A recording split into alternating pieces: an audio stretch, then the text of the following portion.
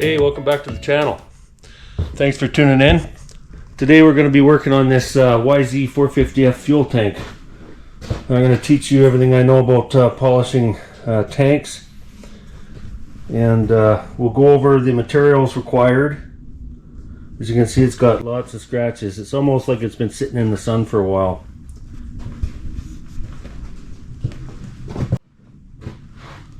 Deep scratches here and there. I'm not going to be too worried about the underside. It doesn't show. I kind of put a plastic gloss product on.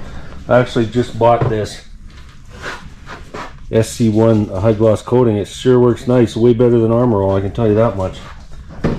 So once again, thanks for tuning in. We're going to go over the what you're going to require. So today I'll be using these tools. I'm going to be using an orbital palm sander. I've got some 320 grit for that. And I've got 600 and 800 wet dry sandpaper. I've probably got some 400 kicking around too we'll need. We've got our polishing compound. This is an auto body polishing compound. We've got a variable speed buffer. You're going to need that variable speed later. You'll see why. We've got some of these flexible sanding pads. Various grits, 600, 800, 400, 320. And then we've got our wool buffing pad, as well as some of these polishing pads. I got all this stuff from the auto body supply. So that's what we're going to be using. Yeah, now we'll get on to the first step in the process, which is going to be sanding these gouges out. Okay, I'm going to be starting with my orbital sander with a fresh 320 grit pad. The big thing I think you should know is, like, if you don't need to go coarser than that, don't, like, because any scratch you put in is a scratch you're gonna have to take out, even if it's a sanding scratch. So I'm gonna start with 320. I have had tanks in the past with very deep gouges where I had to drop to 120, but then you're gonna have to spend a lot more time bringing it back. So anyways, we'll give this a go at 320 and see how we make out.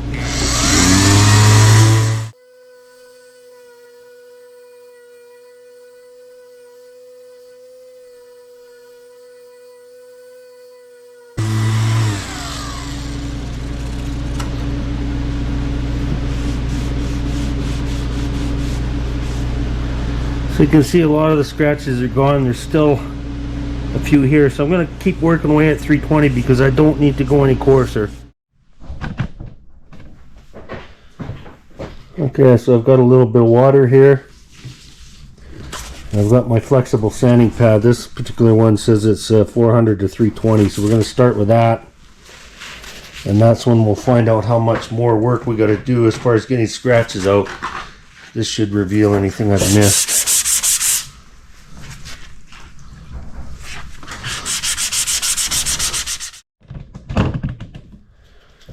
Hopefully you can see this. If not, I'll try digitally zooming later. So all the original scratches that were this way are gone, but now you can see, like, there's a line of scratches all over the place, and that's from the 320 grit. So we're gonna have to work a long time to get the 320 scratches out. So I'm switching up to wet and dry 400.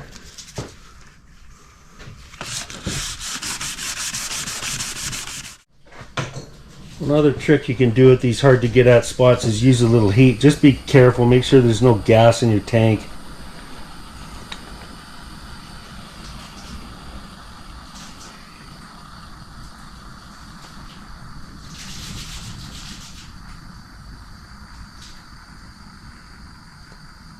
You're kind of remelting the surface of the tank, but you don't have a lot of time. When you see it change color like that, be moving on to the next spot.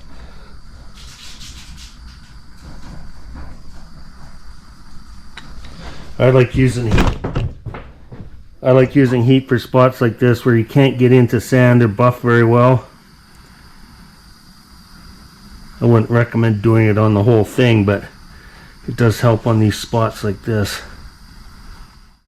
Well, I'm about 6 hours into this tank and I'm about ready to throw it in the trash, so that means I'm probably about halfway done.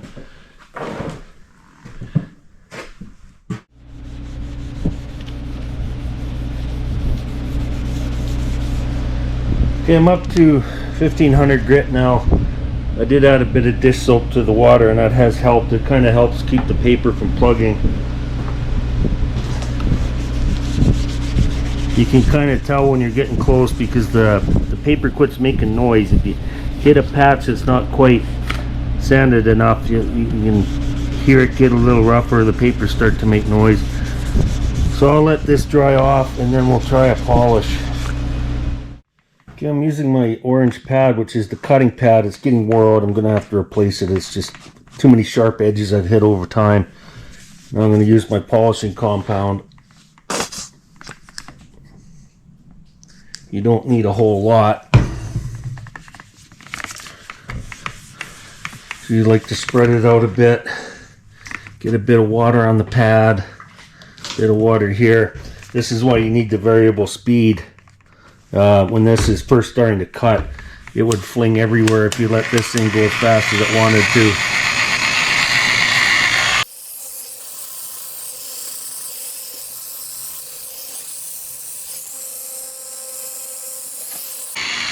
Once it starts to dry out, I speed it up a bit.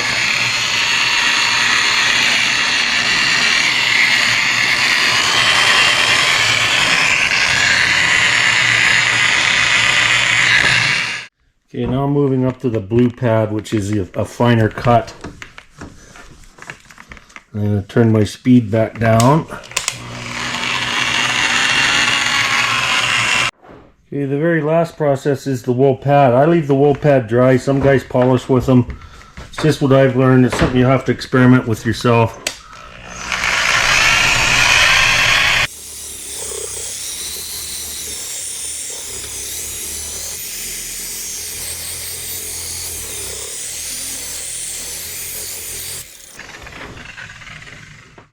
Okay, that's starting to look pretty nice. I'm pretty much done here. You can see this spot is kind of hazy. That's because I can't get my buffer in there, so I'm going to have to do that by hand. I'm not super worried about this part of the tank because the seat's going to cover it, and the seat's already made marks. I didn't bother taking them out because it'll just make it again the first time you ride it. Spots like this, I just kind of, if I don't need to get in there, I stay out of there because it's hard to get your buffing wheel in here. Like there's a mark here from the shroud, but the new shroud's just going to make the same mark, so I'm not worried about that. But yeah, it's coming along. I may go back over this with 2000 grit and polish it again. You can see the difference to the other side that's just at 1500 grit. I can tell right now that spot I'm going to have to spend some more time on. But you can actually, when you get to this point, see waves in the plastic, like the different color didn't mix quite right or whatever in the forming process. But it's really up to you how much time you want to spend at this. You can make it like a piece of glass if you want to spend the time. Me personally, I'm pretty happy with that. There's going to be a decal here of some sort anyway. So yeah, when it's all done, we'll come back and maybe do a before and after. Well, I think we got this tank looking pretty sharp now.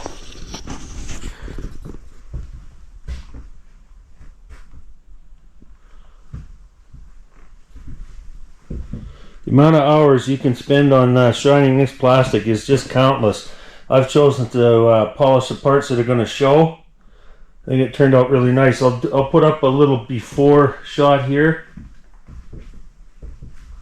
just so you can see how far it has come. Anyway, that's going to be it for this episode. Hopefully this video is going to help you with your plastic project. Get it shining like new. I want to say thanks for tuning in. We'll see you next time.